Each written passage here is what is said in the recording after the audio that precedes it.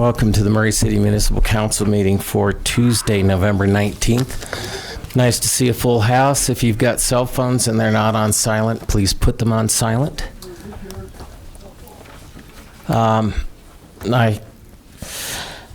First item on the agenda is Pledge of Allegiance, and I've asked Mike Romero to lead us in the pledge. Mike, if you would.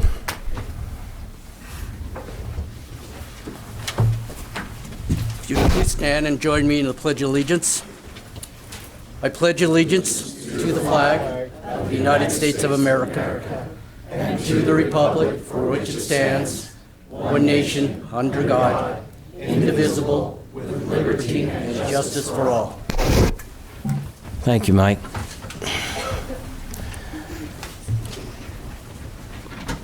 All right, there are no minutes to approve, so that brings us to special recognition. First item is Murray City Council Employee of the Month, Josh Sturgis from Facilities Maintenance.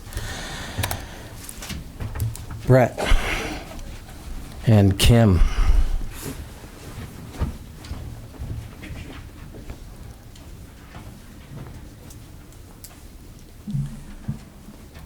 Come on up, Josh. There he is. He's just been begging us to do this for months and months. How you doing, buddy? Let me give you a hug. How are you? Good to see you. Good to see you. Josh, come on up. I know you love this. Where do you want me? I'm right there. All right. Okay. I didn't even look to see how many years you've worked here because I know you've been here quite a while. You have been here 7 years. Were you here longer, part-time? Part-time for, 2 years. Okay. Well, Josh, you started probably pretty close out of high school, didn't you? Yeah. Freshman year. Freshman year in college, yeah.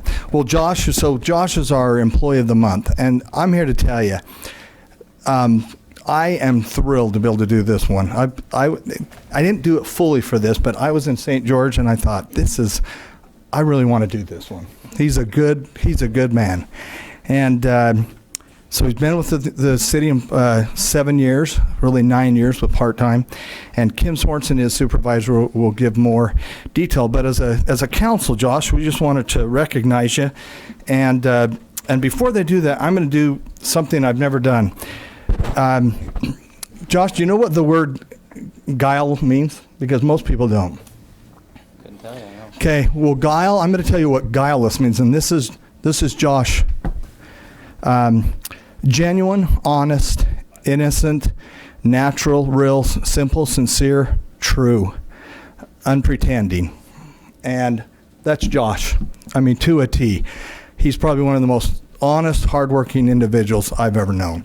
And so as a council, we'd like to recognize you and hand you this. Here's a certificate that we've got for you, Josh.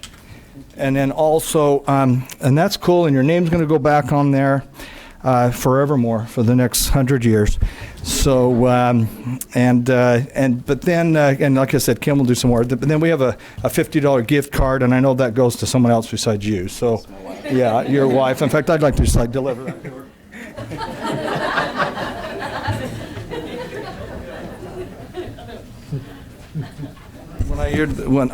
I knew that about Josh anyway. I knew darn well he wasn't. But anyway, as a council, we want to recognize you and thank you for your service. And really, we're just appreciative for all you do for the city. So let's give Josh a round.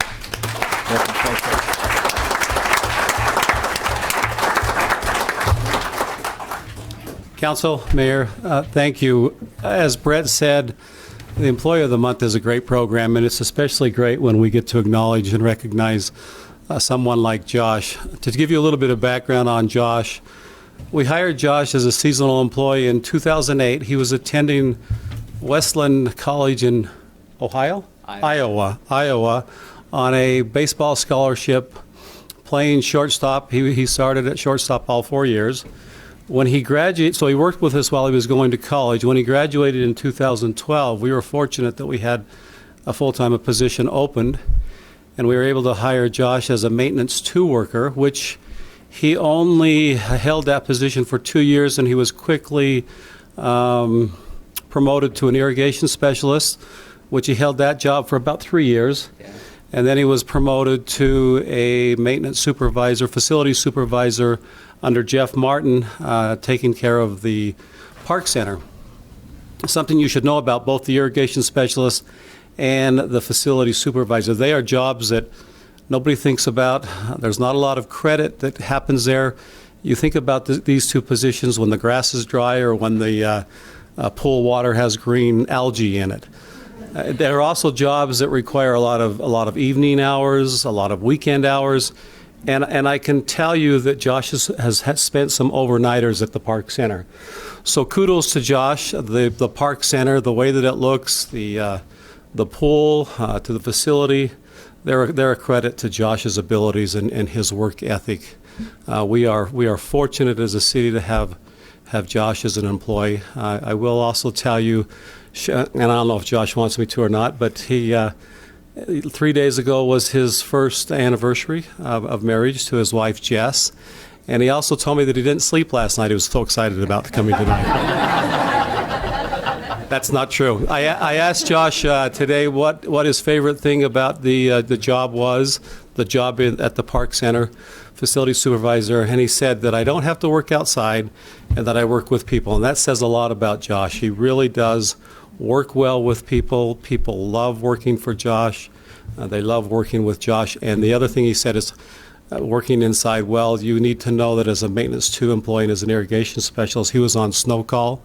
And that didn't mean he got in a warm plow truck. That meant he got on a snowblower or on a four-wheeler without a cab. So we are thankful for Josh.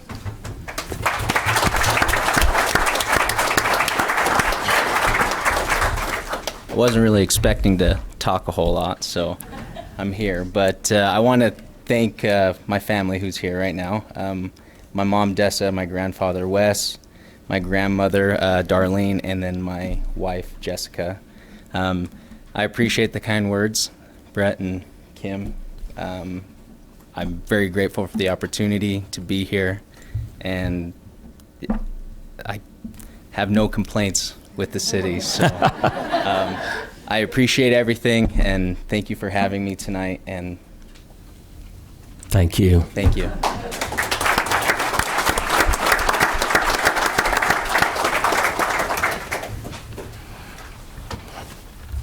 All right, the next item is the swearing in of Murray City Patrol Officer Anthony Griffiths. Chief.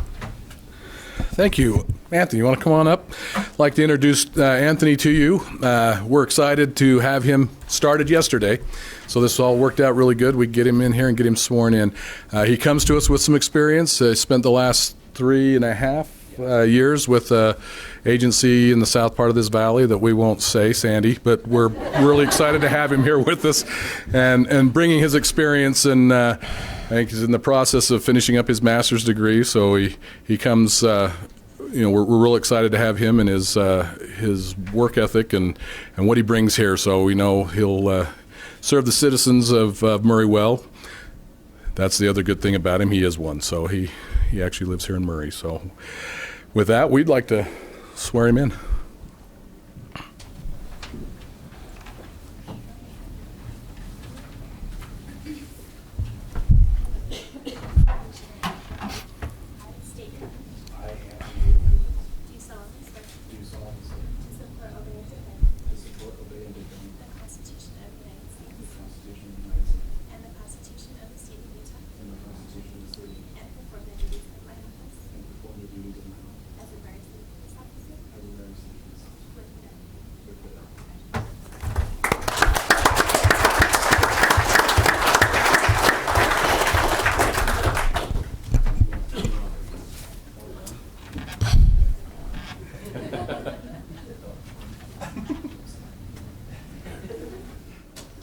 There's no paramedics here. We can get him to your chief's down there.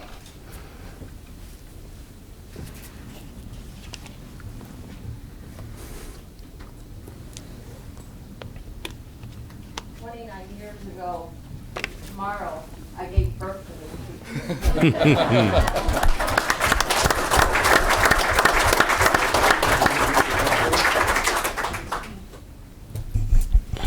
Looking forward to working here. Like you said, couple years with Sandy. Learned a lot there. I know things are going to be different here, different in a good way. Look forward to offering you guys the services I have. I want to thank my parents, my wife Shelby, looking forward to having a kid, and my friend Brandon LaCagnina, who's another officer, and I wouldn't be here if he didn't talk me into it. All right. Congratulations. Thank you.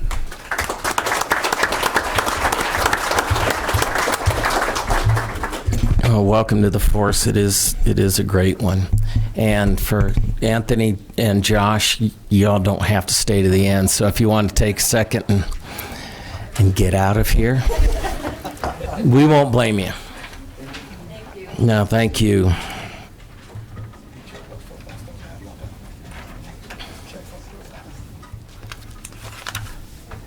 You're welcome.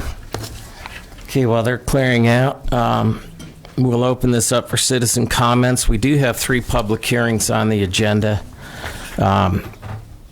So we'll take comments on each hearing at those times, but if anybody would like to address the council on any other matter, now would be the time to come forward. We ask that you identify yourself and your city of residence, and please don't take longer than 3 minutes. Would someone like to speak?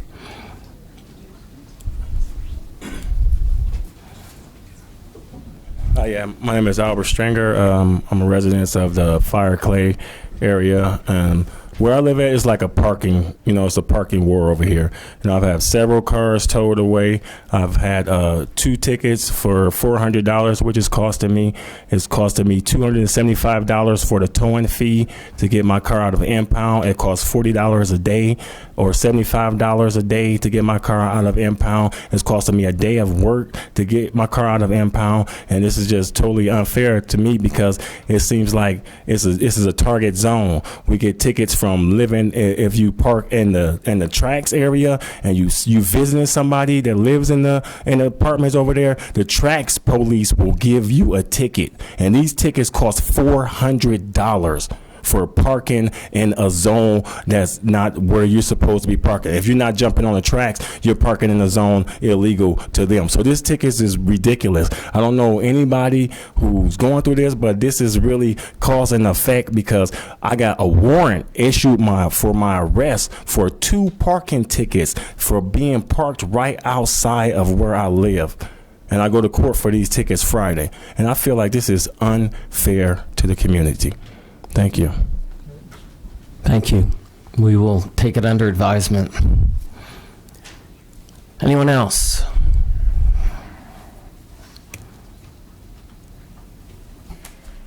Hello, my name is Rosalva Dominguez, and I live right off of Center Street.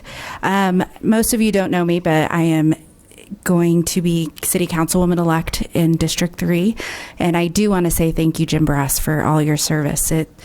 There's big shoes to fill. But I just wanted to go over and take this opportunity and kind of go over my canvassing efforts in District 3 and what I learned from citizens. I talked to over 3,000 citizens. We canvassed 3 times. Took a lot of obligation for my family and friends to come out. But one of their biggest concerns is historic preservations, but what is downtown revitalization going to look like? How is their voice going to be heard throughout that process? One thing that kept coming up is, throughout the campaign, and what we realized, there's multi-generational families here in Murray. I being myself, there's also multiple families living in one home, and they care about what's going on in their community just as much as anybody in this room.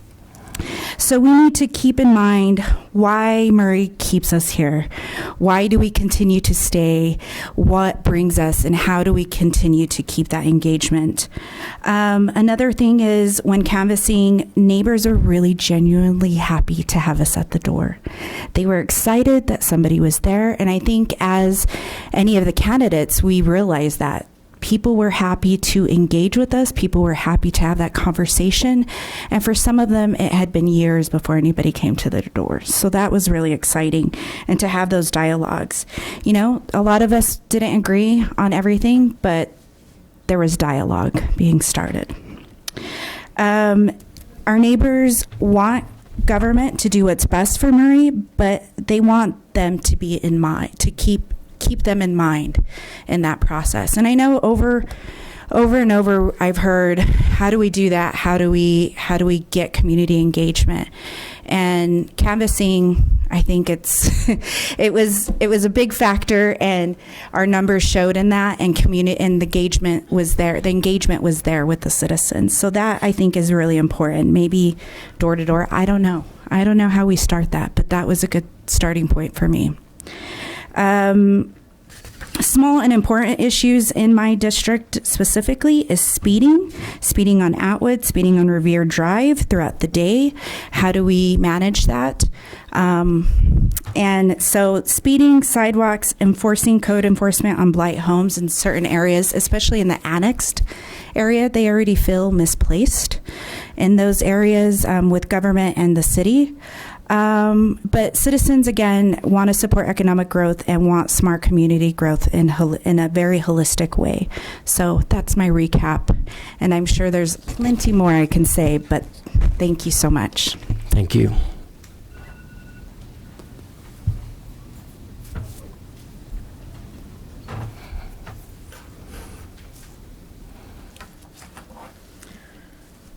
My name is Dylan Barney. I live at 4902 South Boxelder Street.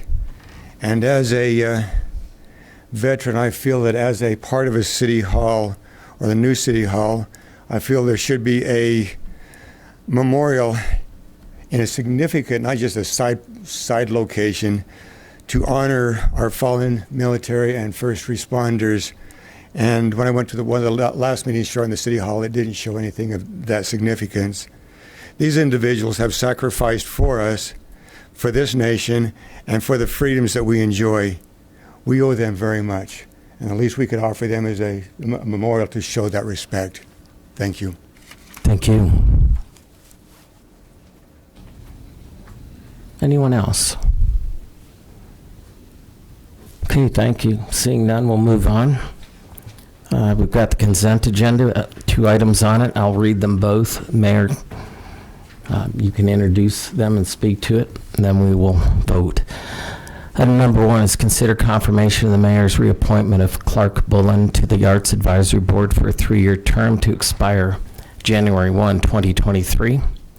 And item number 2 is to consider confirmation of the mayor's appointment of Mike Romero to the Personnel Advisory Board to fulfill a vacant position for a term to expire June 30th, 2020. Mayor, if you would. Thank you. I don't believe Clark is here tonight. Clark, oh, you are here. We never get you out for reappointments, so thank you for being here. See you back there. Okay, so Clark is being reappointed for a second term, so thank you for your service. We really appreciate it. And then Mike is being appointed. Most of you know Mike Romero. Mike will be appointed to finish the term of Richard Hutchison. And there's only about 7 months left of that term, but it's our intent to appoint him at that time to a full term on the Personnel Advisory Board.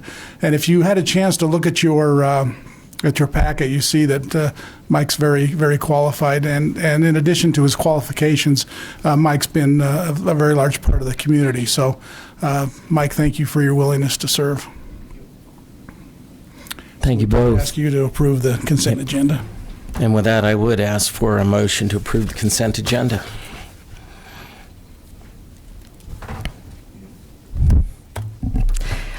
Okay.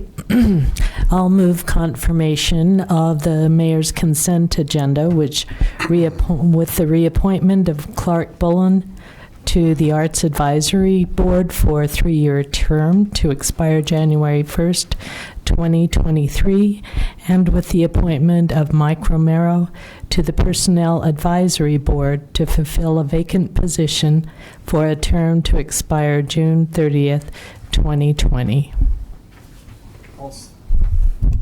I'll second that. I almost feel like I need to throw Kathy's name in. We can't do that. But when you think of Mike and Kathy, you kind of think of them together. But I'll second that. All right, we've got a motion and a second. Jennifer, if you would. Aye. Aye. Aye. Aye. Aye. Thank you. Welcome, Mike, and I'm so pleased that you're going to be on that board, and thank you for being willing to serve. We appreciate it. Yeah, thanks to both of you. Same with you, Clark. Thank you so much. Okay, public hearings. First one is to consider an ordinance related to land use that amends the general plan to include strategies related to moderate income housing under Chapter 9.3. Jared Hall is presenting. Jared. Thank you.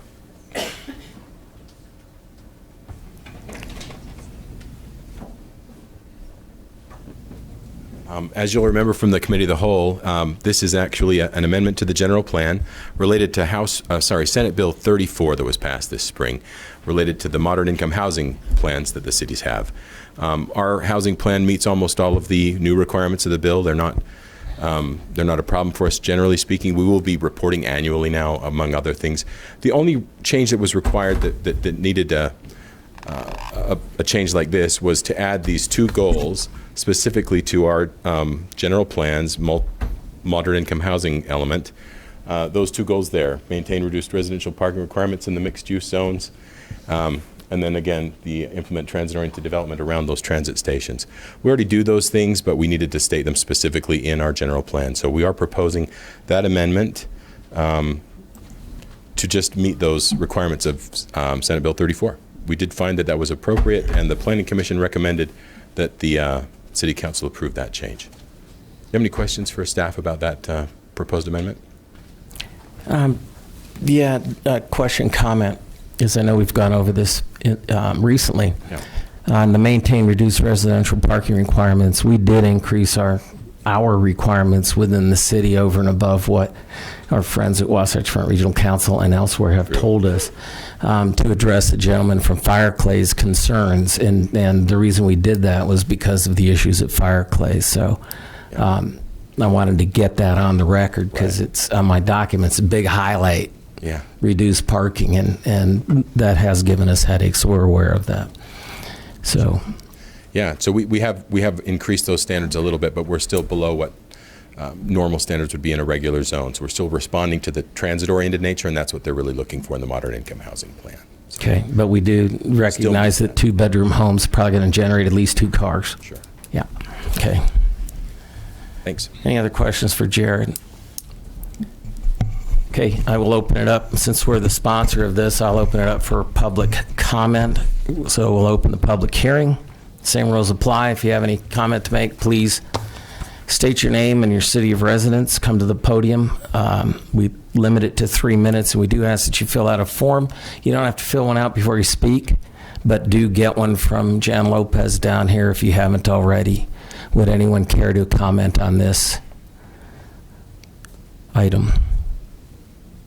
Okay, seeing none, I will close the public comment part of this and open it up for council consideration, followed by a motion, please. There's no comments. I'll make a motion. Any comment? Okay. I'll move that we approve an ordinance related to land use, amend the general plan to include strategies related to moderate income housing under Chapter 9.3. I'll second. Okay, we have a motion and a second. Jennifer, please. Aye. Aye. Aye. Aye. Aye. Motion carries. No, we're doing a tag team tonight. You're early. We'll get there. All right, next item on the agenda is consider an ordinance amending section 17. You always give me these. 17.48.040, 17.48.260, 17.48.270, and 17.48.280 of the Murray City Municipal Code relating to off-premise and electronic message signs. Jim. Thank you, Councilman Brass. So we've been working on this for a few months now, coming back to off-premise signs. The council will recall that this past year, this past summer, we adopted a new sign ordinance citywide, our sign code for all different types of signs throughout the city. When we did that, we did not address off-premise signs at that time. We wanted to adopt a new sign code dealing with a lot of the changes and things we were dealing with citywide, and we wanted to come back to deal with off-premise signs. So when I say off-premise, that's outdoor advertising, billboards, things of that nature. And we have a lot of public here tonight, so I was just going to go through that briefly. So we're concentrating, we're focusing on just 4 sections within the overall sign code, which is a large document. First of which is 1748-040. We have definitions. So what we're doing is we're being specific with the definitions for off-premise signs within these sections that are proposed to be revised. And that's 1748-260, 48-270, and 48-280. So we're just focusing on those sections of code at this time. So section 1748-260 deals with off-premise signs. And I have said this before at both the Planning Commission, Committee of the Whole, and others that we've met with. Our intent is not to take anything away from off-premise signs, outdoor advertising, the billboard industry. Our attempt is to become consistent with state code. That has changed a lot in the last couple years for outdoor advertising. And you can see I'm citing these sections of state statute, 109A 512 through 513. Those specifically deal with off-premise signs. The proposed language in this section is being revised, allowing for an owner of an off-premise sign to repair, refurbish, repaint, modify, upgrade, or otherwise keep a legal non-conforming off-premise sign safe and in a state suitable for use. So what we're getting at there is a lot of the billboards adjacent to I-15, where we have most, and we have some on I-215 as well. They're static, and what I mean by that is they just have the one image on front and back, advertising one thing, and then another person rents or leases that space, and it can change a few times a year. This would allow them to upgrade or repair to do an EMC, an electronic message center, which would allow them to advertise a number of items on that one billboard. And they're usually, faced in an orientation where if you're on I-15 heading north, you can see that sign. And when you come back heading south, you can see the other side of that sign. So two faces in that situation. The other section that we focus on is 1748-270. This is height adjustment and relocation. Again, I'm making reference to state statute. This is nothing that I'm making up. I'm making reference to section 72.7.507 and 72.7.510, and this addresses height adjustments and what's allowed for what we call an off-premise interstate sign and an off-premise non-interstate sign. And there are specific criteria in state code that have created height allowances. And where we get into this is usually adjacent to a freeway like I-15. You can measure from the grade of the sign to the peak, or you can measure above freeway grade. And we know in our case, along 53rd and some of the other areas adjacent to I-15, we have a lower grade where those buildings and businesses are. So they're allowed that additional height allowance. And we're just trying to make sure our code is consistent in that area. And then the last section is electronic message centers.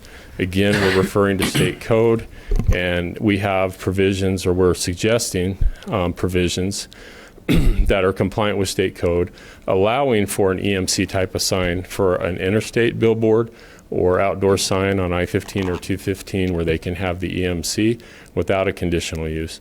But those that are an off-premise sign that are on a non-interstate road, such as could be State Street, could be 53rd South, could be 9th East, we'd like those to go through a conditional use process so we can make the public aware. Because in the end, we're here to protect our residents.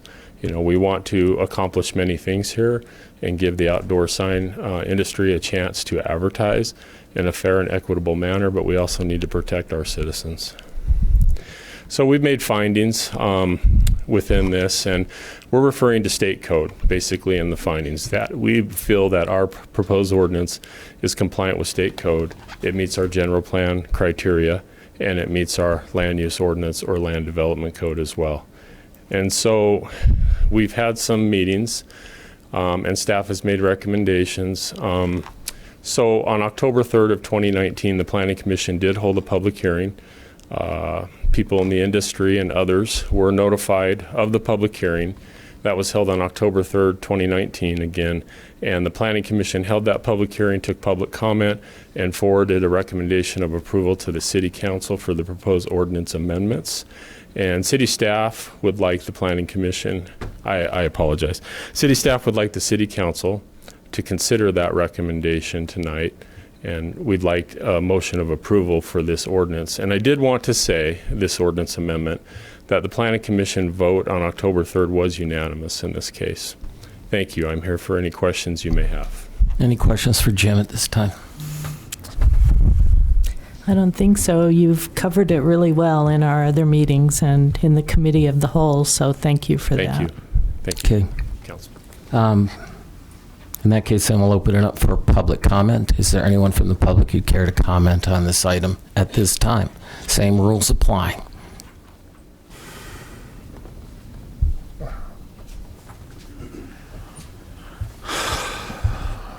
My name is Guy Larson. I'm and I'm here for on behalf of Reagan Outdoor Advertising, 1775 North Warm Springs Road. First, I want to just mention we appreciate the time that Jim and Jared and staff, your city attorney, has put forth in creating an ordinance that's mutually beneficial for both parties. I would like to see if we could continue this tonight to the following meeting. And the reason being is we met, as Jim has indicated, we've met with staff, and we have a couple of things we'd like to discuss with staff prior to this ordinance being voted on. We'd like to more particular in some of the measurements and some of the things that are in the ordinance. So Reagan, and I'm not speaking for any other members of the industry, but Reagan is requesting a continuance until next meeting before you pass this, so we can follow up with staff with some questions that we have. So that's all I have to say tonight, but thank you. Thank you. Would anybody else care to comment?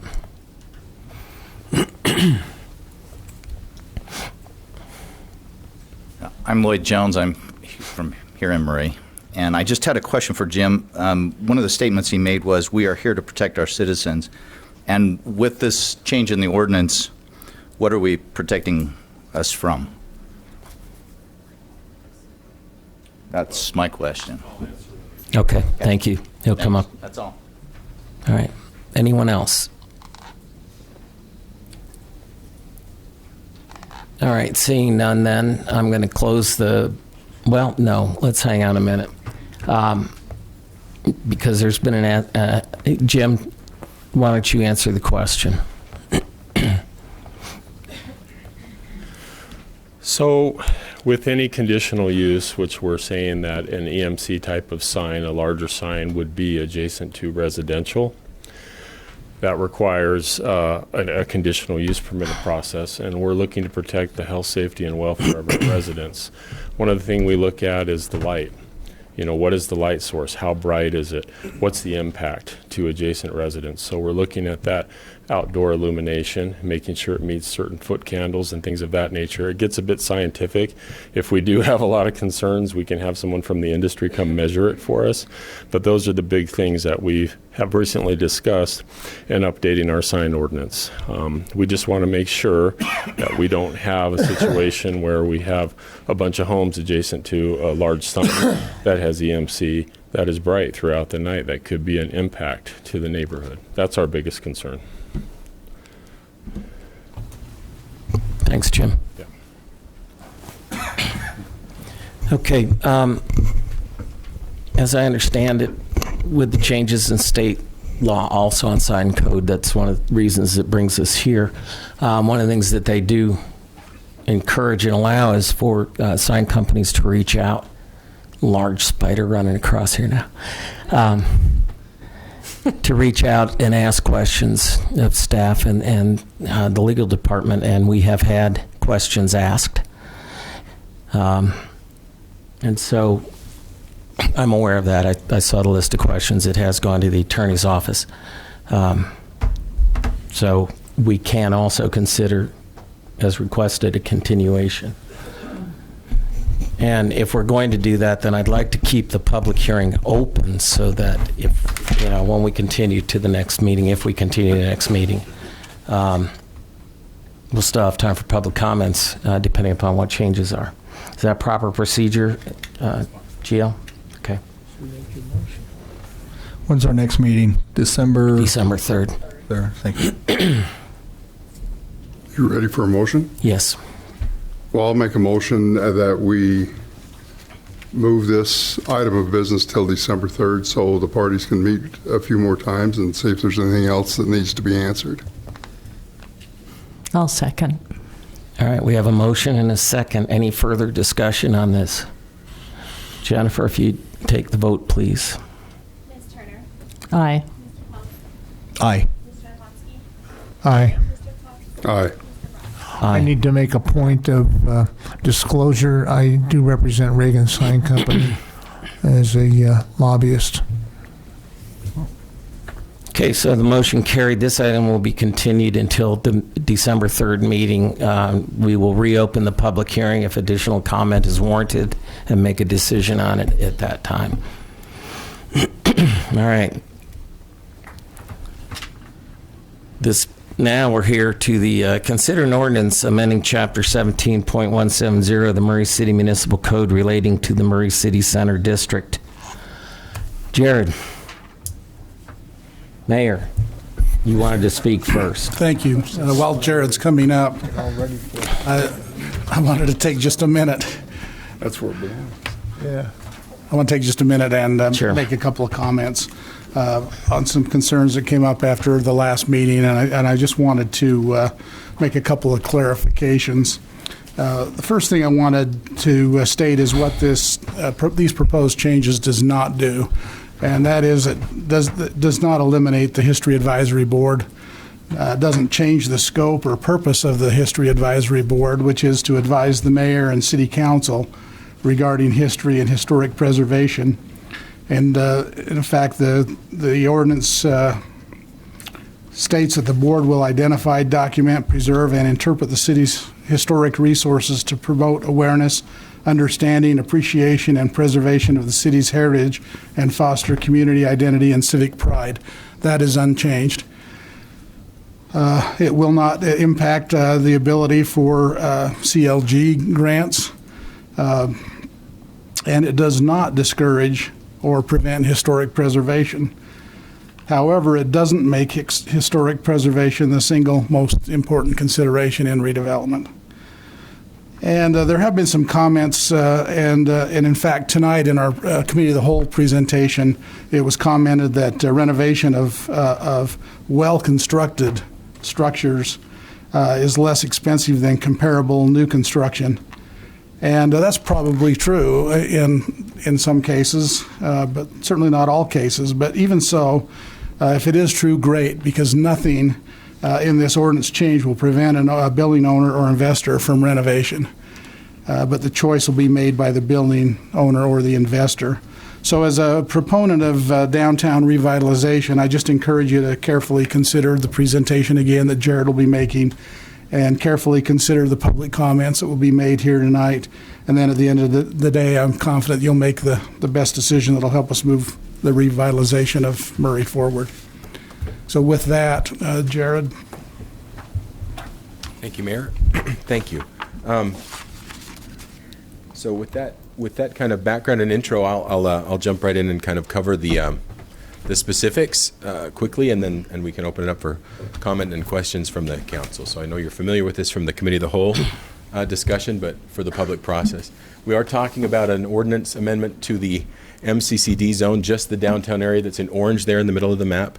So it's about 100 acres of the city. So all of the changes that we're talking about tonight and all the different rules that apply there only apply to this specific zone. I want to make sure that's clear as we look at it. And as you see in the purpose statement to the side there, this is a zone that's intended, it's a mixed use zone.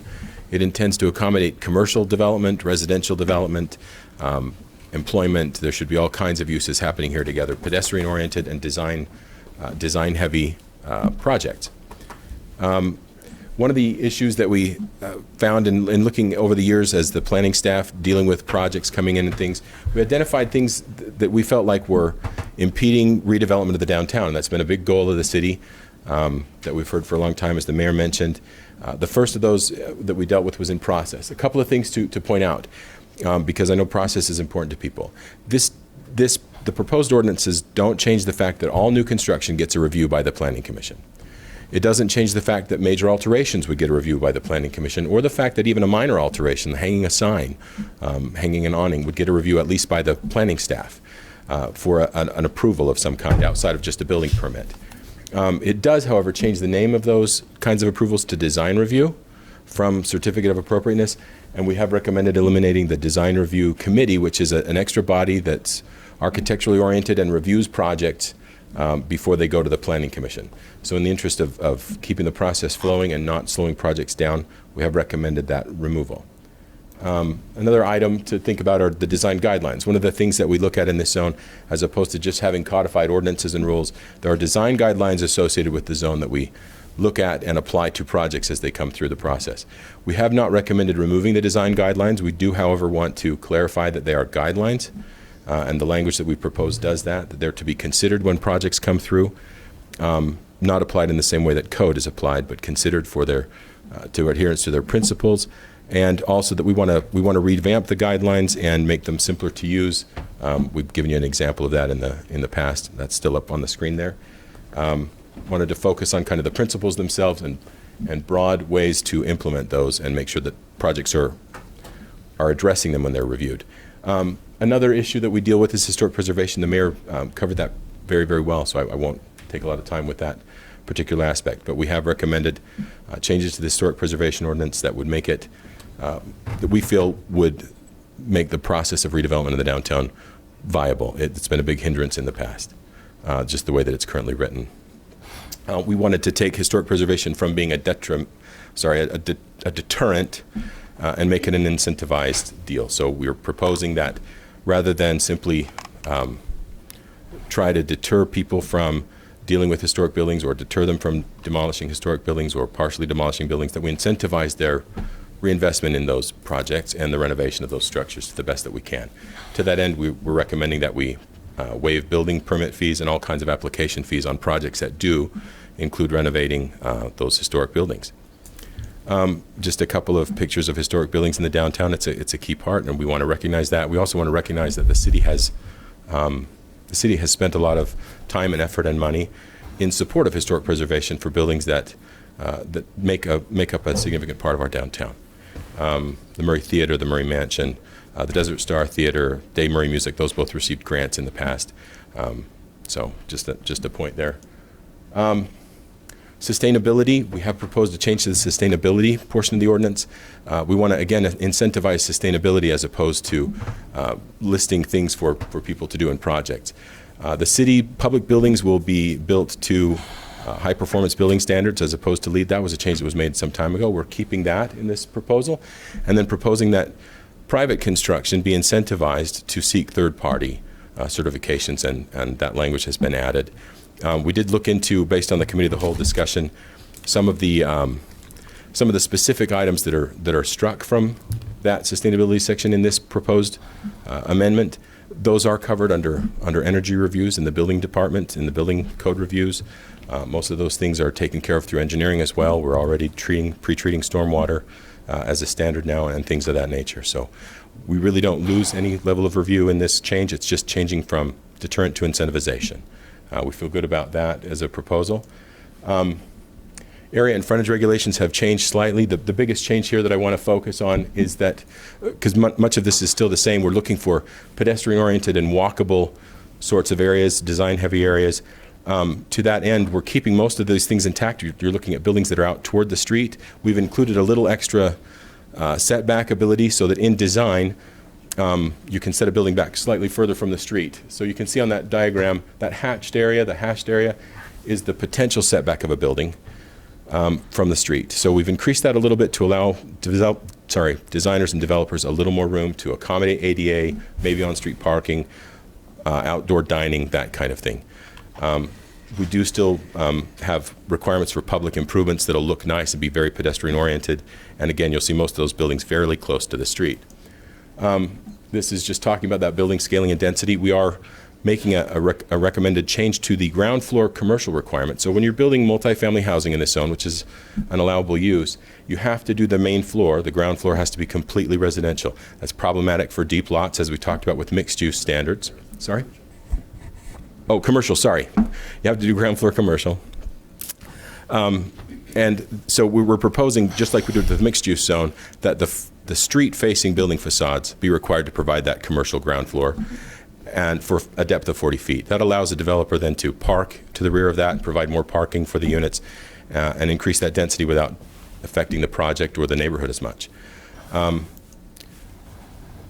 That brings us to height. We have proposed a couple of changes to height, but we've left a couple of things significantly intact. And so I wanted to start with the things that are left intact. North of Court Avenue on Center Street in the MCCD, we do have an area that's zoned MCCD on the west side of Center Street. Those properties north of Court Avenue are all still restricted to 35 feet in height. That's the standard residential zoning height. We haven't proposed going any taller than that. Other than that, in the MCCD zone, the other thing that hasn't changed is that you're not required to build at least 40 feet or 4 stories in the on the east side of State Street. You're allowed to if you can meet height distance requirements. On the west side of State Street, you're required to build at least 40 feet. We've left that intact. The other requirement for height is that you have to be a certain distance from residential zoning in order to get different heights. The maximum height allowed in the zone is still 135 feet. You can't. We won't approve a project to build to that height unless it's at least 150 feet from residential zoning right now. We're proposing that be changed to more than 100 feet. So a limit of 100 feet as opposed to 150 feet, and then proposing an interim height allowance.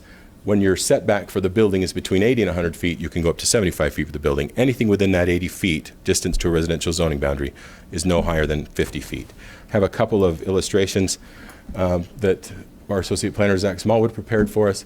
This first one shows you the 80 feet, and this is a graphic depiction that we feel like helps you understand what a house that's 25 feet tall looks like in relationship to a building that would be 50 feet tall, 80 feet away.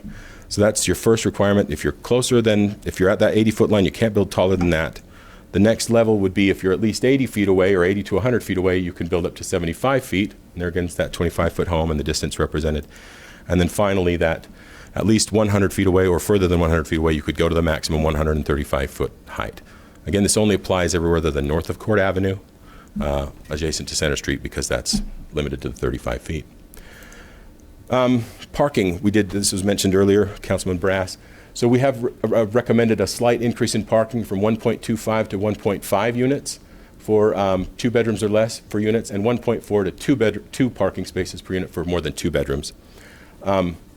The minimums don't change. You have to have at least 1-to-1 in this zone. We will allow anyone to go higher than that standard if they want. If the Planning Commission can approve that, but it has to be in a parking structure or within the envelope of the building, that kind of thing. So we do that in the commercial standards. We haven't recommended any changes. We don't want to see overparked commercial unless it's in parking structure, so it's not affecting the pedestrian aspect of the streets. So they're able to do it, but we want to see that approved by the Planning Commission. We have found that these changes, staff finds and the Planning Commission found that these are in line with the general plan and that they're what we need to do for the redevelopment of the downtown to help spur that. And the Planning Commission, I'm going to start with staff's recommendation. We're recommending what we've presented to tonight. The Planning Commission recommended slightly differently that the Planning Commission's recommendation was all of staff's recommendations with the exception of the removal of the DRC from the planning review process, and with the exception of the changes that we proposed to the historic preservation portion of the ordinance. Do you have any questions for staff at this time? Any questions for Jared? We will. Well, I'm sure we will after this. He talks faster than the Flash, but you're good. There you go. All right, thanks, Jared. We'll open this up for public comment. Again, same rules apply.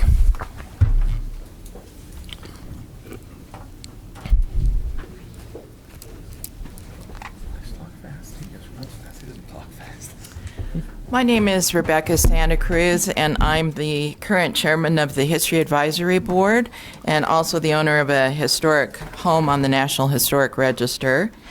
Just a couple of things with the revisions that were suggested, where I'm not sure at what stage we are going forward with some of the things that were presented to us. But I'd just like to comment on some of them. The first thing is 17170.070, 5B. Everybody on the History Advisory Board agrees that the requirement of 125% of estimated cost of a project is unreasonable. And so we're more than fine with that being redlined. 5D, proposed value of a project must be at least 5 times the current assessed value of the property. This also seems like an unreasonable objection to development, and so those are some things that we feel are unreasonable. But the number one thing that we feel is extremely important is regarding the list of historic buildings. And removal of the list from the historic buildings from the city ordinance seems like an open invitation to demolition. If a private property owner can request removal from the list by simply submitting it to the mayor's office, what's to prevent a developer from buying a historic property with the intention of demolishing it and simply applying to have the property removed from the list that should give it landmark protection? It seems like the list becomes moot as it is no longer protection. The History Board would like to remain involved in that process. We'd also, it seems like we have a gap here in the code, and that is a process by which a historic building might be removed from the list. We don't really have one within the zone. My suggestion is that maybe we take the language that's there for demolition of a historic building and move it into removal. And the criteria for that is, 1, the owner of the property would suffer financial hardship and be deprived of economic return. 2, the value of the owner's property would be diminished, and having a property sit for years unoccupied might meet that criteria. And 3, a building has been verified as unsafe and repairs are impractical. Again, the longer a building sits, the more likely that is to happen. Regarding forcing property owners to remain on the list against their will, I think maybe if we consider a process by which they might be removed from the list, might help address that. Your time. Don't I get 5 minutes because I'm... Are you representing the entire board? Yes, I am. None I've of been them, voted. No one else will come and speak from the board. They told me I was the spokesman. All right, you give her 2 more minutes. Okay. The next thing is item 3E4, and that's if a historic property is demolished, there should be more extensive mitigation than a plaque, which was what was suggested. The Utah Theater was sold last week, and part of the negotiated deal was that $1 million was to be spent on preservation and reincorporation of historic architectural details. If a small percentage of a building's cost is required for preservation of some of these details, we'll honor these historic structures and help preserve their stories. In the interest of transparency and the democratic input that crafted the current MCCD code, I would urge you to remember that a future that doesn't remember its past forgets it. Thank you.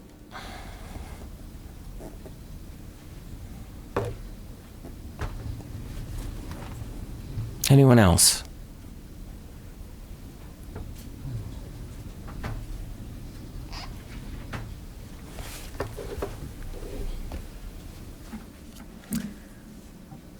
My name is Dylan Barney. I live at 4902 South Box Elder Street, pretty much in the middle of the MCCD district. Over the years, I've seen a lot of redevelopments come and go and things come and change, but the biggest change was when the Fashion Place Mall went in and basically got it downtown Murray City and changed its character. There's not a whole lot of the unique character of Murray City left that was here when my family moved here, which makes me wonder sometimes, as I've seen other small cities, why I bother to stay, but I do. Murray City has a unique character that has developed over the years and should be kept. And the Design Review Committee should be part of it. It should be incorporated in it, and they should be asked about it. I don't know why there's such a hurry to fast-track development in the area when development hasn't happened for quite a long time. But development is going to happen one way or the other. Money from property or for property to develop the area is nice and it's important, and we need the taxes to support our community. On the other hand,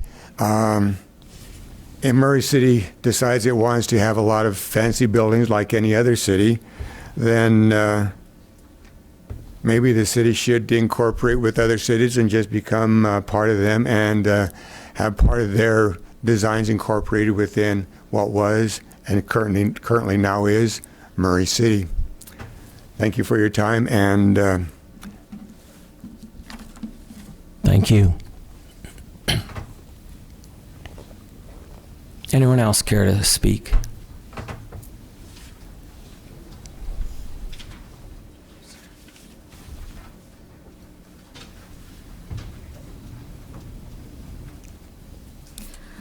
My name is Miranda Carter. I'm a Murray citizen, and I would like to ask the council to consider postponing this vote in favor of getting a little bit more active public participation on the issue. I attended the Planning Commission meeting in October to listen to some of this. It was really the first time that I'd had the opportunity to hear about the changes proposed, and I was a little bit sad that there wasn't a lot more public involvement, especially considering that I heard some great ideas there and tonight from the History Advisory Board that could help address a lot of the issues that this is trying to solve in perhaps more meaningful ways to preserve some of the character of the city center district. I think that one of the things that we haven't considered is that changing the code seems to me to be a little bit more passive of an approach.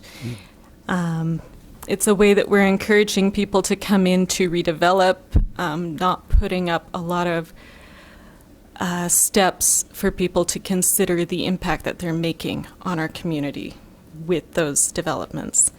And I don't know that that's necessarily going to generate the vibrancy and the public use of the city center district in the same way that a more active approach, perhaps looking at more public participation in workshops or other public meetings to get feedback on these changes, other forms of generating foot traffic in the area immediately. Things like the Culture House project that's been done in Boston is a really great option for this area, I think.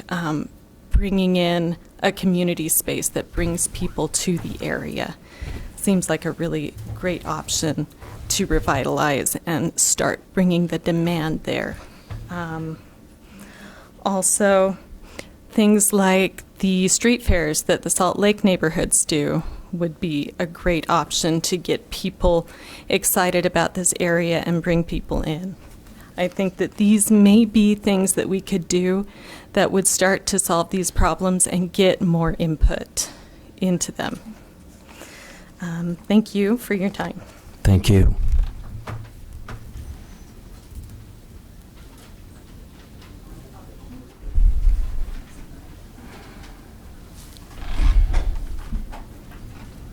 Hello, Adam Thompson, 831 East Three Fountains.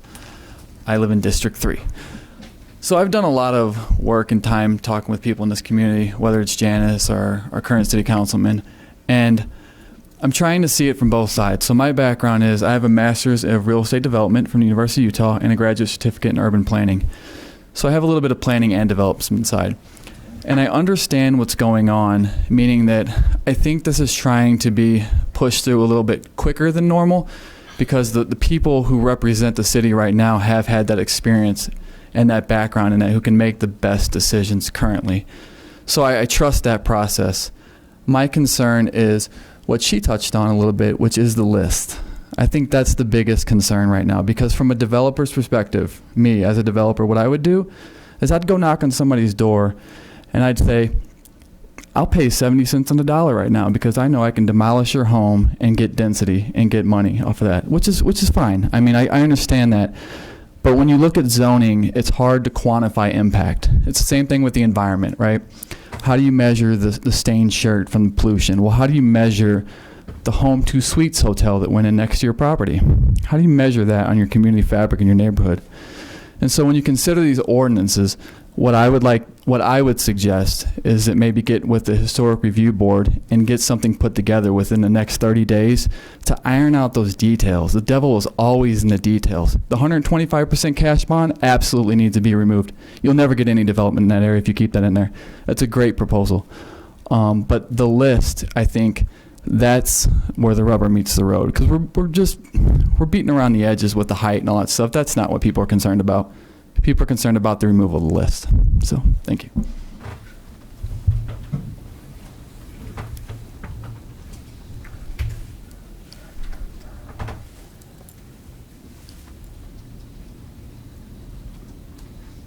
You may be surprised to hear that I actually was not planning to speak tonight.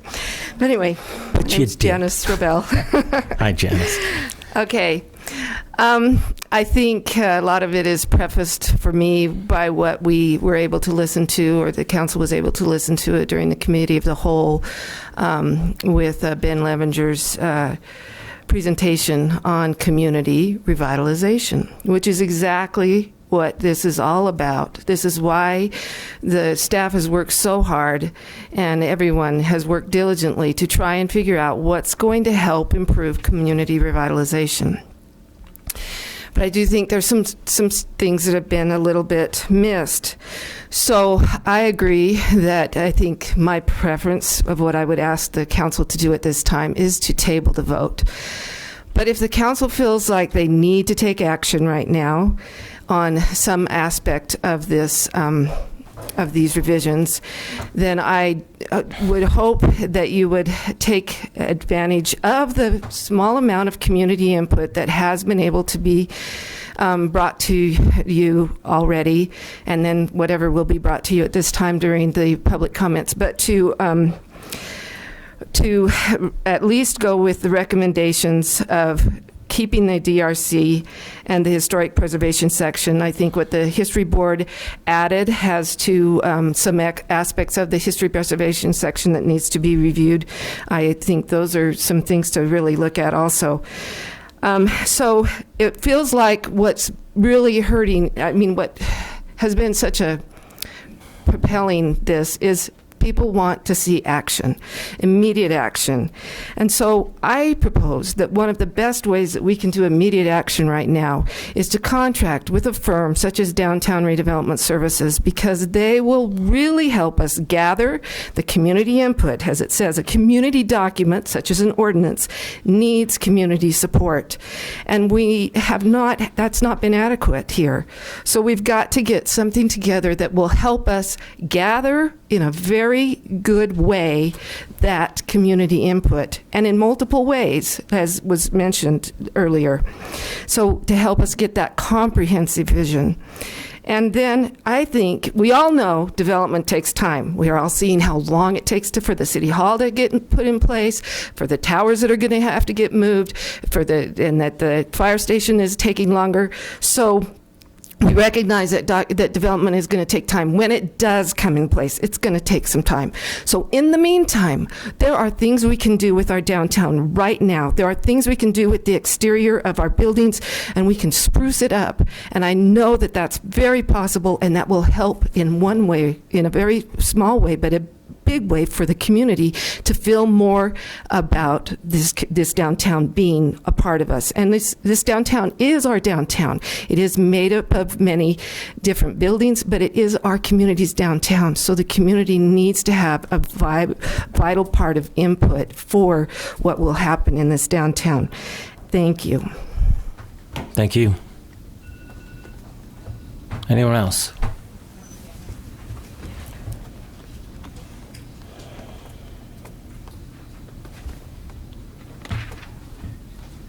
Again, you don't have to fill out the form before you speak, but we do ask that you fill it out before you leave. Hi, thank you very much. Kim Anderson, 1144 Chevy Chase Drive. You all received a letter from me that took me about 4 hours to write and another 2 hours in consideration of writing it and what to do. I do have some photographs. I don't know that we're going to have time to show them, but maybe if you can just go through some of them. Some of them are the existing photographs of existing buildings as they are now. Just as a background, I'm a licensed architect. I have a planning certificate from the University of Utah. It's not a full, so I do have some background in the issue. Some of the, and in my letter that I talk about is the facade renovation money that is available. Those types of things really could help out. This is a picture of old downtown Murray. My problem with this computer is it's not going to show. I can't go through them one at a time, or I have to do one at a time. Anyway, I'd like to see you keep the review committee. I'd like to see the historic preservation go on. I'd like to see that there be more input that's also been brought up. I think back of my mother's cousin, Arlette Day of Day Murray Music, and I think that she would probably have a fit with some of the things that are going on here. I know she appreciated what did take place with the renovation of the Day Murray Music, but there are just things that can be done, and I just don't want us to be forced into doing this so quickly without the citizen input. I think that that's a big deal of where I see the problem. I don't mind the removal of the 125% and some of those things. Anyway, this is one of a good picture of it. In my letter, I talk about certain things that make the buildings feel the way they are. The setback of the windows from the front, the brick details, the cornices, the eaves, even the canopies on here. But what's there now is plywood over top of good architecture from the past. And with the $20,000 or $25,000 from the federal government to help replace some of those facades, we can bring those back, and we can have Murray as something more than another downtown anywhere USA. I talked about last time Doug Wright was talking about how he drives through Murray and he knows he's in Murray. But if that changes, if all of a sudden we've got the hotel on the corner everywhere, or we've got Shopko or Walmart or 7-Eleven with their facades as their corporation wants, we're anywhere downtown USA and not Murray. I think that's where we really need to go. Please postpone the vote. Thank you for your time. Thank you. Anyone else?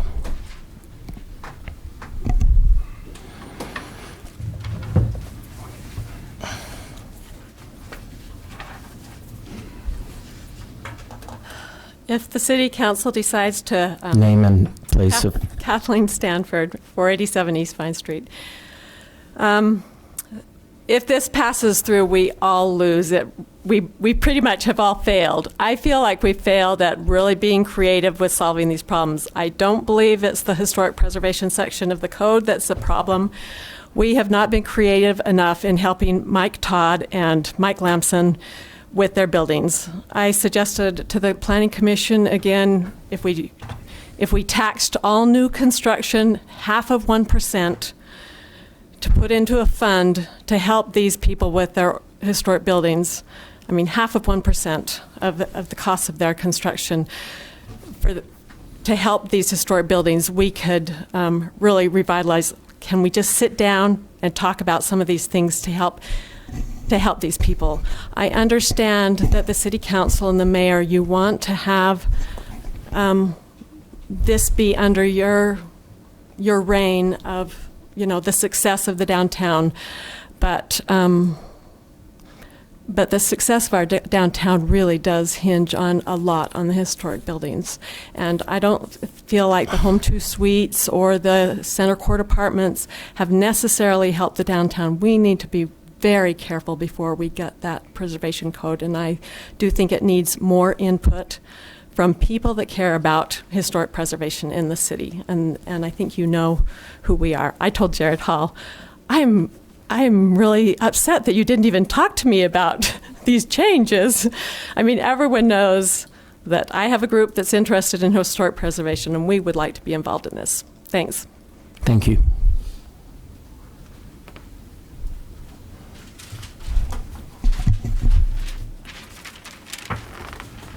Well, since my name was just mentioned, my name is Mike Todd, and we'll gladly take a 1%. That'd be great.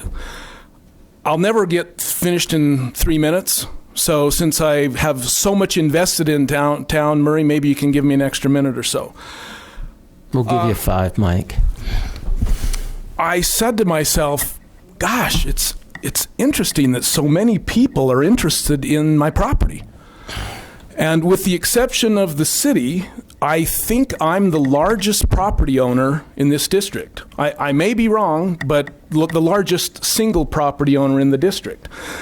And as some of you know, we own Desert Star Playhouse and the related businesses there and most of that side of the block.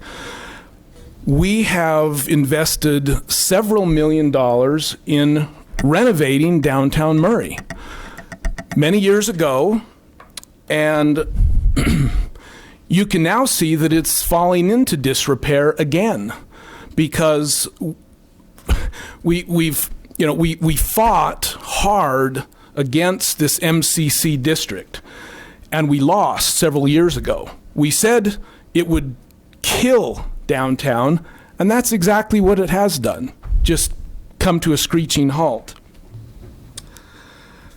Let me just tell you a very brief story. Nearly every day, someone comes into our buildings and they come into our box office in shock. They say something like this: "I've never been in here before. I can't believe how beautiful it is inside the buildings. What you've done is incredible." And then they realize what they've said because they're implying something else. And they're right. The outside looks like trash. Now, we've spent millions of dollars putting in awnings, putting up, restoring the buildings to what they were once like. And what the biggest mistake I made, because I was one of you many years ago, trying to preserve downtown Murray, and I see other heads shaking who have skin in the game, lots and lots of money invested. But the biggest mistake I made was preserving those buildings. I should have torn them all down and then rebuilt them to look old. I would have been way better off. It would have looked nice, and I would have had buildings that aren't really now still just falling down from the inside out. So, I appreciate your concern. I appreciate your passion. In a lot of ways, I am you. But there's one big difference. I've put several $1 million into doing what you want to do. And I want to be as polite as I possibly can, but if you've got a building on that list that you care passionately about, buy it and save it.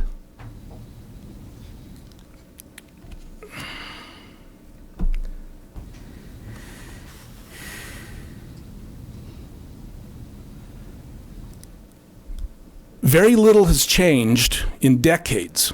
I've been in Murray now for 32 years.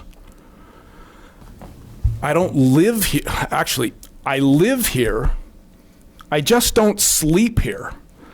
So I don't get to vote here. I'm here more hours of the day than I'm not, but because I don't sleep in the Murray boundaries, I don't get to vote here. But I'm every bit a Murray resident. and I've got millions of dollars invested in your city and my city to prove it. I'll be brief to finish up here. If you want something different to happen to downtown, let's not do the same thing over and over again. There's a saying. What's the definition of I can't quote it. The definition of doing the same thing over and over again and expecting a different result? Insanity? Yeah. Well, that's the insanity that we've been dealing with now for 3 decades. And the MCC district just absolutely put a cap on it. It's convenient for me now to say, told you so. But now let's not do it again. Let's move forward. I don't want you to wait. I want you to vote tonight in favor of this. Thank you. Is this perfect? No, it isn't perfect. There are still some issues that I have, some of the setback issues, some of the height issues, some of the other issues. It's not perfect, but it's so much better than what we have now. We need to vote for it now and approve it, and then we need to go back the same way Congress does, the same way our legislature does, and when you find something that needs to be tweaked and fixed, fix that one thing surgically one at a time. That's what I suggest and ask you to do tonight. Vote in favor, move it forward, let's get going, and time. Yeah, that's it. I'm out of time. So thanks, Mike. Thank you very much.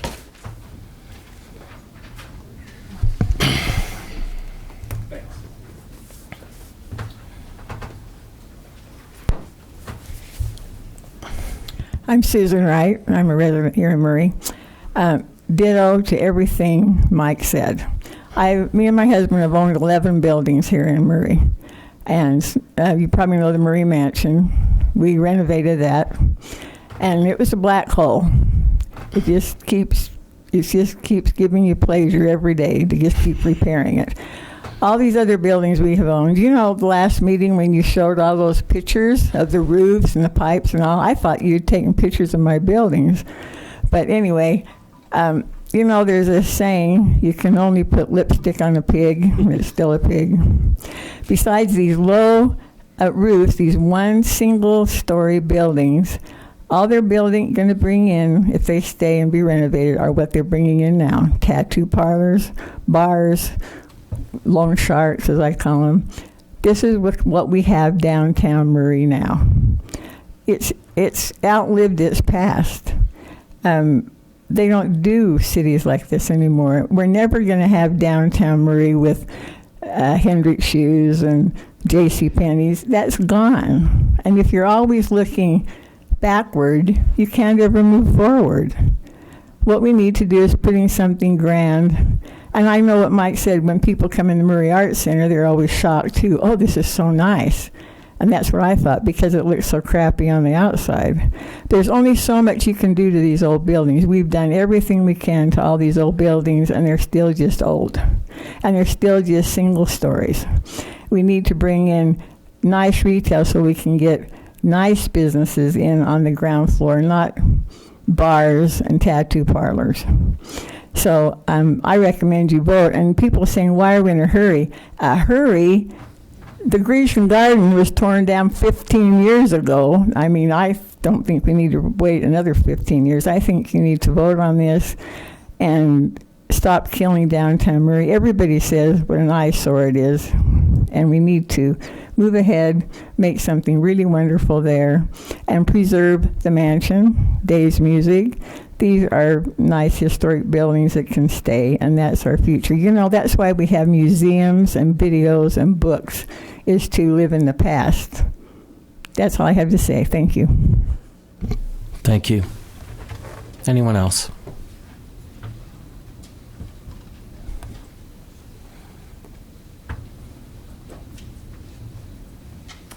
Again, my name is Lloyd Jones.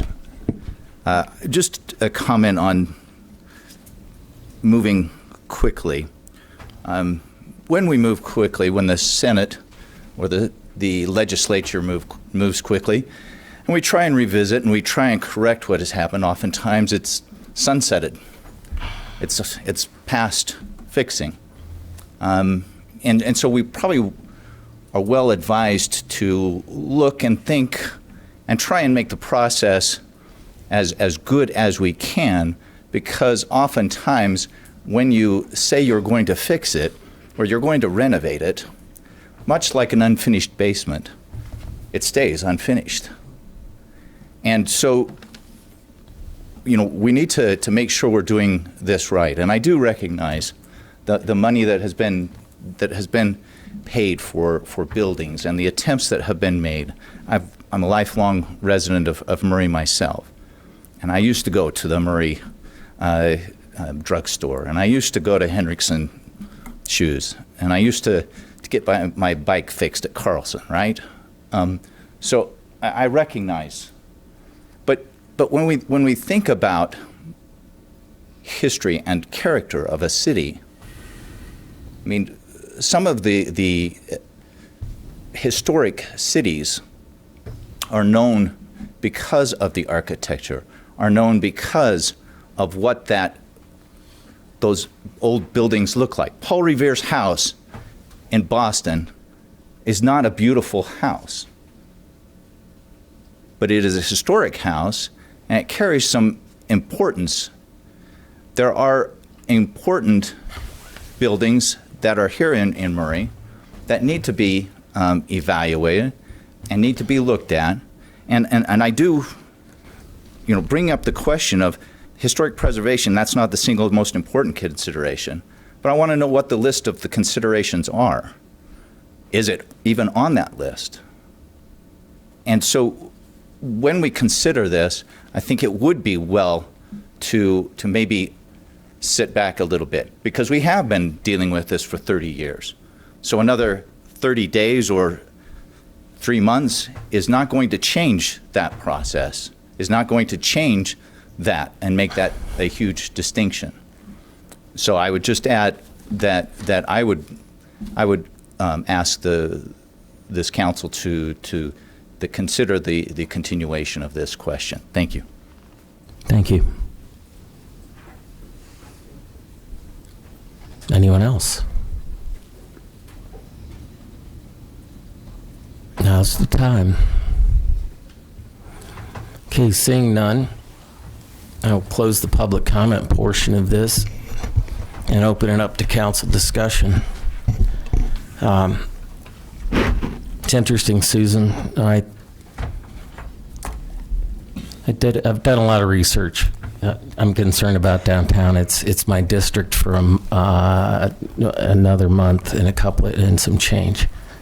But I also live here. I've been to Mike's store. I go to Crow on the Pitcher down the street. I get my bicycles from Jerk's Bike Shop. I'm sure many people who are lifelong residents of Murray stopped going to the Murray Drug Store and started going to Walgreens or started going to Walmart when they showed up. And yes, our mall, which is very good for us, made a big impact, but things do change. With this one, Heart of Murray rebounds after Wright's transplant. It's an article from the Eagle, found this. Thursday, February 24th, 1994. Starts out, I'm not going to read the whole thing. It says, a decade ago, Murray's old downtown area was dying. The few blocks between 45th South and Vine Street, which once had been identified as the heart of Murray, was fast on its way to becoming a tombstone. And what changed that is two people came in and started buying up buildings, and they generated interest in downtown, and more people came in. You got the Grecian Garden, you got some of the other stores that are now gone.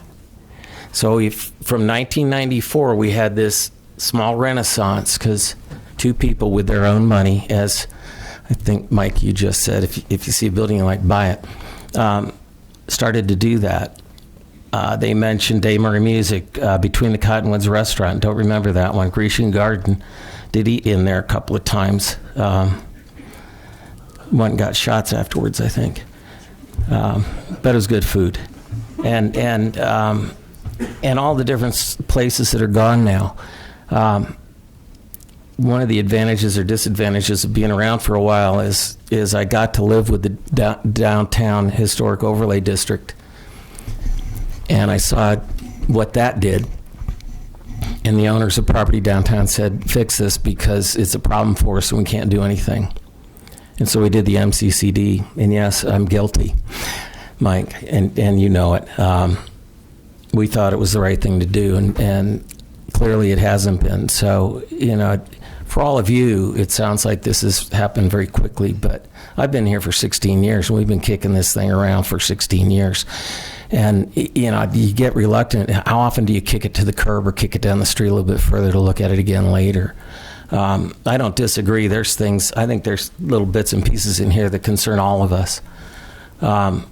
What I can tell you is it is a redevelopment agency project area, and what that means is if somebody comes in and wants to build and requests financial assistance from the redevelopment agency, we require a design. You know, we have a development agreement, and we can ask for a whole variety of things in that development agreement. I'm a big fan of building buildings that look older. I should have taken the time. My grandson was 1 year old. We went to the Gateway Discovery Center for his birthday. Passed a building, brand new building, looks old, looks industrial. First floor is retail. It's got restaurants and shops in it. The rest of it is residential. Looks old, but it is a brand new building. Myrtle Medical over here that Michael Brodsky built over a decade ago. Looks old. I can't tell you how many people who've said, if you go to tear down buildings in downtown, don't take that beautiful old building. And they started saying that 5-6 years ago. I said, that building's only 4 years old. If you go in it, it looks brand new. Marble floors, brass railings, it's gorgeous. I've heard Doug Wright say when he was on the radio, he knows it when he's in Murray because of the architecture, because of the look. We can maintain that look and feel and yet get good, usable, functional buildings. I do not disagree with the idea of getting citizen involvement. I said this in the RDA meeting. If we want to build a downtown that will attract our citizens, that will bring the neighbors who live around downtown in, it's probably wise to sit down and ask them, what do you want? What will bring you in? I've been in sales my entire life. I tell my salespeople, first thing you need to know is who is your customer and what do they want? You are our customers. We need to ask you what you want as we bring stuff into downtown. So there'll be citizen involvement. I would love to see that. We'll see how that continues through. I would urge the new council members and the ones who will remain to look at that. But it is time for a change. We've tried multiple times to develop down there, and it hasn't happened. One of the developers we contracted with wanted to build a $55 million project. Their portion of that 125% bond was $9 million. Not quite 20% to stick away. Many developers don't have the cash to do that. And we also are right now caught up on that one little block. You saw the big map of everything, but we're talking about 48 South to 5th Avenue and back to Poplar Street. It's a small block. So, you know, one of the things that we can do to preserve heritage and make things look right is to have a good, solid development agreement when we start this thing. But I saw that article and I've saved it, and I actually went to pictures, and there it was about the rights. And unless we can find somebody with a pile of cash to come in and rescue downtown again, you know, we've got to do what we think is right. The city doesn't have millions of dollars to go off and I mean, we're spending it anyway. We bought the Murray Mansion, we have the Murray Chapel, we've got the Murray Theater. We're committed to preserve those. In fact, we've hired architects, and we've got the plans going for the Murray Theater. That little building's going to cost $8 million to renovate. If we do that with all of them, it becomes prohibitively expensive. In this ordinance, we did remove, I mean, we have put incentive in there. If you want to buy a building and come in and restore it and fix it up, we will waive all city-related fees for that. That can be significant money. We're not killing the heritage of downtown. Thank goodness for Mike Todd. He did save that side of the street. I remember when that side of the street was all pawn shops. Now it's not. It's Desert Stars Theater and some other interesting places. We can maintain our look and feel. I think that's critical for Murray. but we can improve on what we have and give a place to go. Honestly, right now, my biggest concern is the state doesn't have liquor licenses. And how are you going to get a decent one-off restaurant downtown with outdoor dining and just a nice place for us to go to dinner without that? I mean, sorry, people do like to have a glass of wine, some of us, and that could hinder our development. But these are all my issues and concerns. Sorry, I thought I'd speak because I get the microphone tonight, but I'll open it up for council discussion.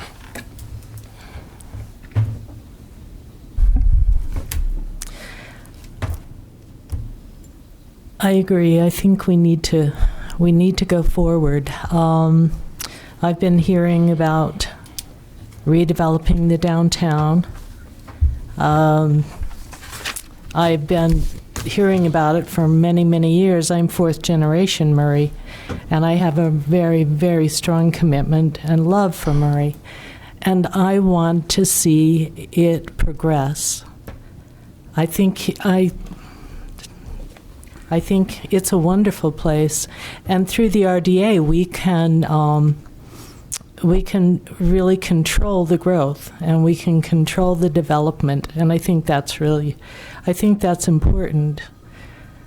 And I guess that's why we were elected, and I hope you can trust us in that.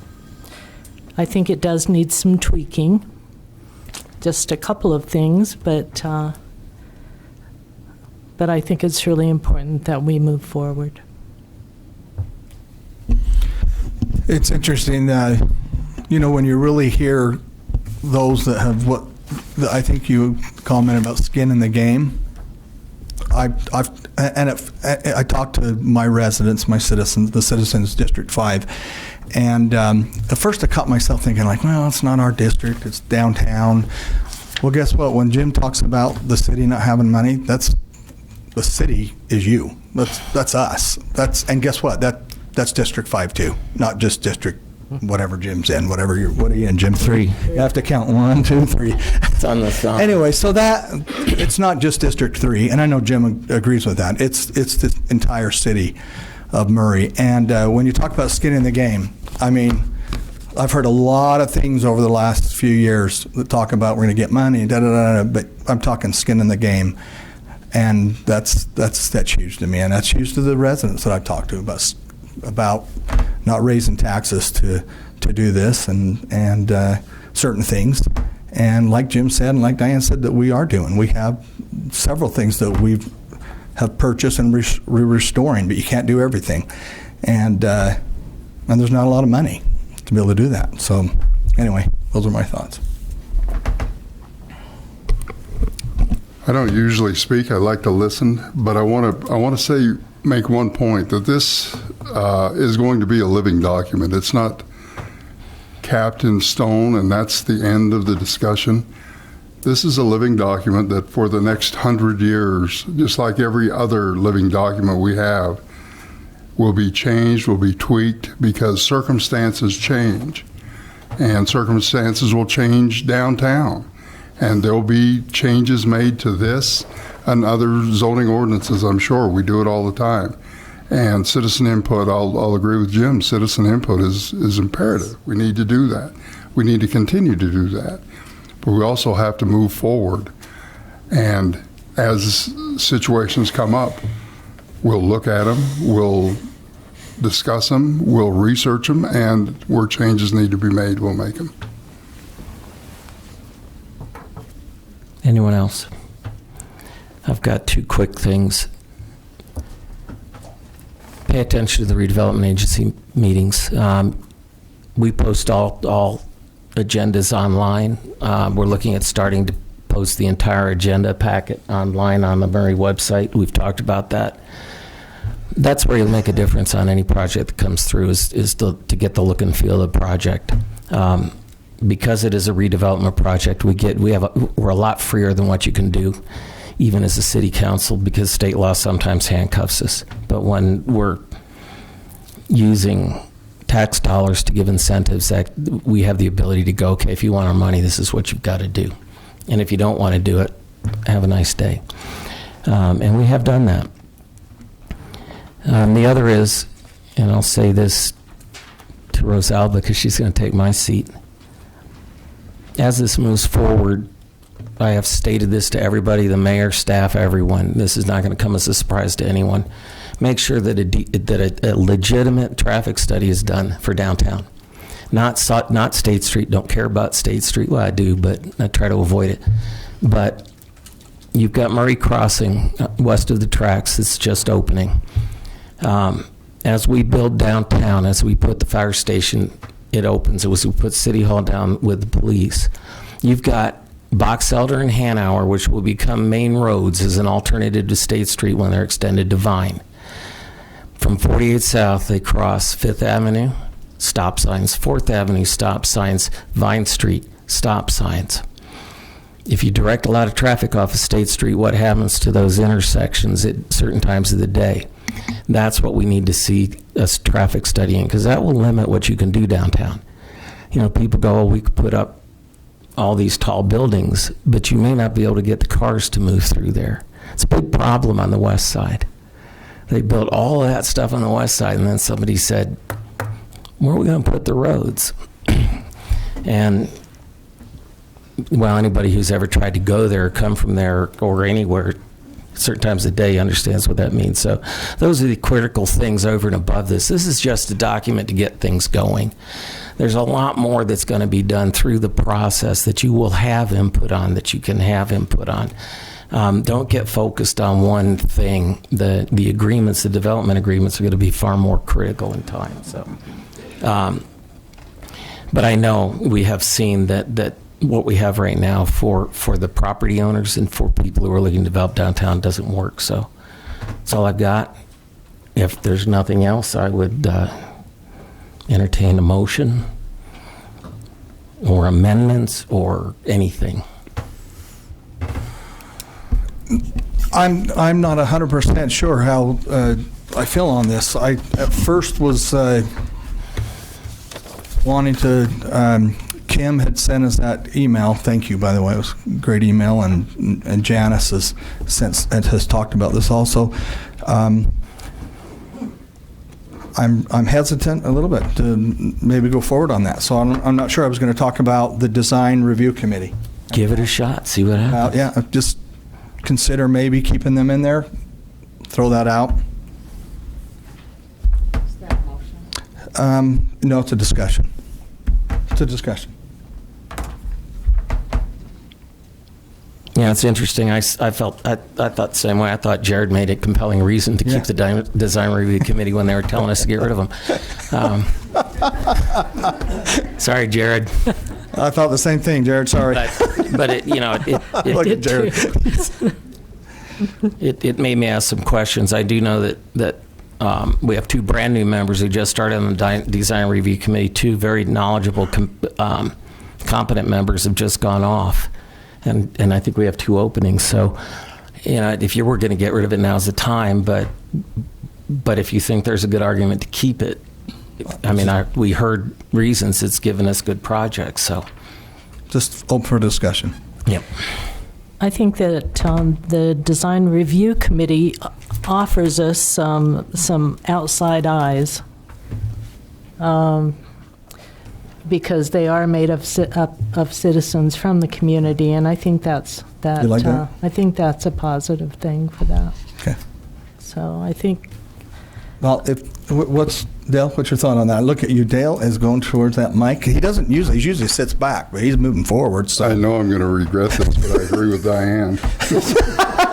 Oh, wait a minute. I love it. I got a bad heart, dude. Come on. Now, what was that? Yeah. Dale, would you say that again? I'm not going to repeat it. It's on the record. It's on the record. If there aren't any objections, then I'm gonna move to amend that part of the ordinance and to keep the design review committee, which we refer to as the DRC. But amend the responsibilities based on the other approved amendments. That's my own feeling. There's other. They're to discuss about their responsibilities based on the approved amendments to the Murray City Center District Ordinance that they had discussed earlier. I don't know if thoughts on that, but that's a motion. Let me ask GL, do we need to pass this ordinance before we amend it? Are you talking amendments here? I am. We can pass it with amendments. Yeah. We can pass it amended. That needs a second. Well, I don't think he made a motion yet. He just stated his intent. Is that correct, Brett? Mr. Brass, can I Well, after Yes. just say this? That you're starting with a staff recommendation.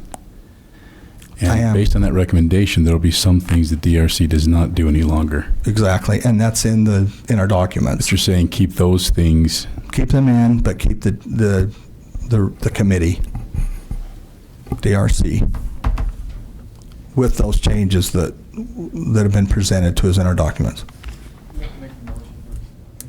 Yeah. We know. I did make that motion. I said that. So you're probably making. I did make that motion earlier. Okay. After I heard discussion from a few of my colleagues, I said I motioned to do that. Okay, so we do have a motion. Do we have a second? I'll second. Okay, we have a motion and a second. Is there any further discussion? I would also like to make a motion. Do I do that at this time to amend? You'd be Okay, making a then- substitute motion. Okay. So, okay. Okay, so you're making a motion to. Keep the DRC, Okay. but with the amended, there were responsibilities were amended. You got that. All right, so so we'll vote on that. Jennifer. Ms. Turner, Aye. Aye. Aye. Aye. Aye. Okay, now we need, you want to do, Yes. My concern is that we make sure that our downtown is developed in an environmentally responsible way. And I understand that Jared and his group also want the same thing, and we've met, and so I just want to make, we've talked about perhaps changing some of the language, and so to make it, a little stricter, or, well, maybe a little clearer, not stricter, clearer. So I would like to move to further amend the ordinance to replace section 17.170.080 in the proposed ordinance with the new suggested language that we had talked about before. And it encourages sustainable development through green building, rating, or certification systems. Any incentives provided will be based on post-performance outcomes. Those are the things that we had talked about before. This is also in 17.170.080, that language. Okay. Okay, so then do I need to make any changes, or is that adequate, do you think, GL? No, I think that needs to be added. Okay, that's what I was thinking as well. Okay. so that's a motion? That's my motion, yes. Do we have a second? I'll second that. Okay, we have a motion and a second. Anyone care to have further discussion on that item? I just want to make sure this encourages and doesn't mandate. Yes, it encourages. Thank you. Okay, any others? Jennifer, if you would. Ms. Turner, Aye. Mr. Hill, Aye. Aye. Aye. Aye. So then we need a motion to adopt the ordinance amending Chapter 17.170 of the Murray City Municipal Code with the amendments. Correct? I would entertain a motion. I'll move to approve the ordinance amending Chapter 17.170 of the Murray Municipal Code relating to Murray City Center District as amended. I'll second. Motion is second. Any discussion on that? Jennifer, please. Aye. Aye. Aye. Aye. Aye. And motion carries. And thank you, everyone. It does make a difference. We do try to listen. We do listen. So we'll go forward.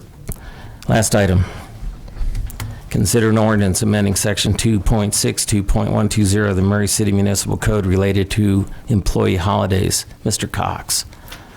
Well, we discussed this last week, or last meeting, and we've discussed it for several months about giving our employees half a day on Christmas Eve off, 4 hours.